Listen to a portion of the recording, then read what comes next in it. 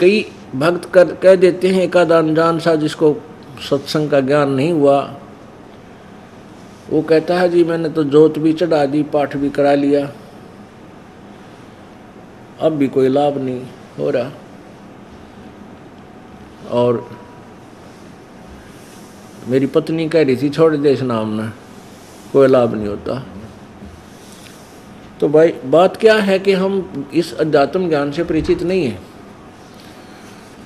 अब जितना भी आपने पुण्य दान किया है, भक्ति सिमरण की है, वो उतना लाभ आपको अवश्य दे रहा है। जैसे सर्दी का मौसम है,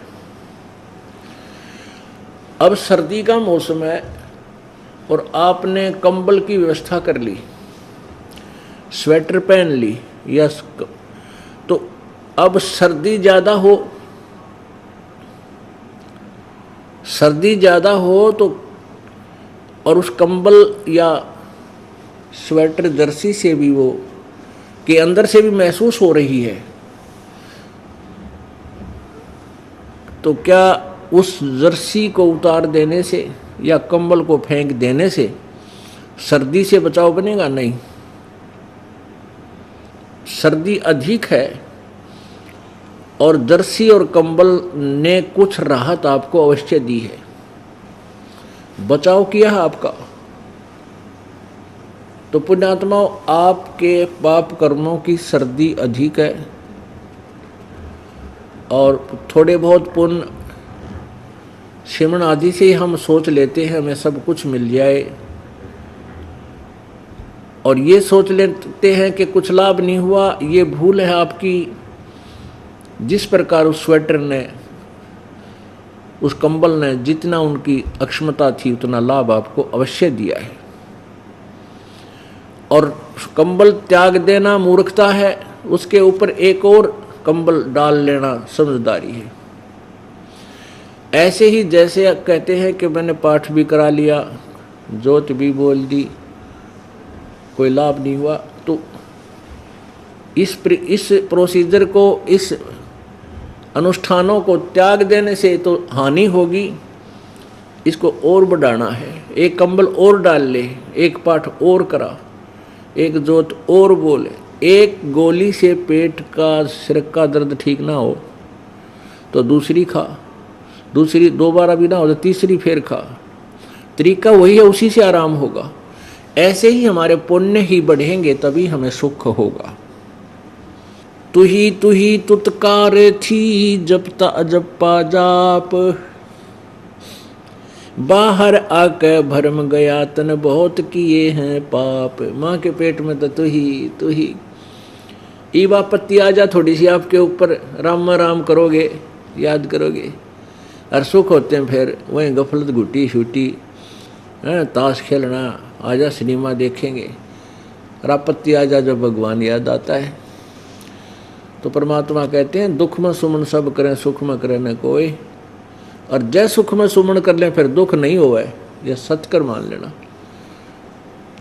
फिर परमात्मा कहते हैं सुख में सुमन करते नहीं और दुख में किया याद, कह कबीरता दास की, भाई कैसे लगे फिर याद, जब तांडी पा के हांडेगा, कोई नौका जा जा रहा सत्संग में चलेंगे, बरवाड़ा सत्संग हो रहा है तो ना वो कोई नहीं टाइम, हाँ खाली आदमी, वो तो बेले आदमी जाग रहे हैं सत्संगों में।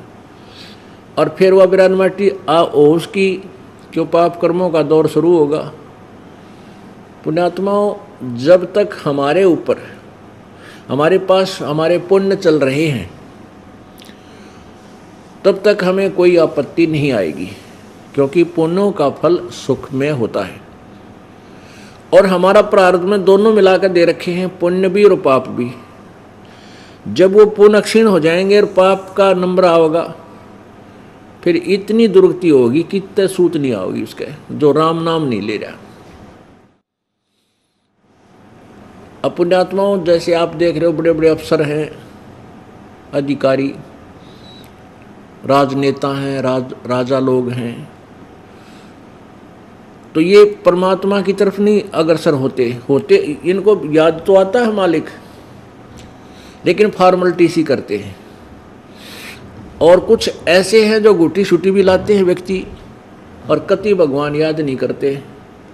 वो उनने थोड़ी बना रखी है, वही करके खा ले कर दे दे, इस तो बड़ा और कुछ नहीं होता।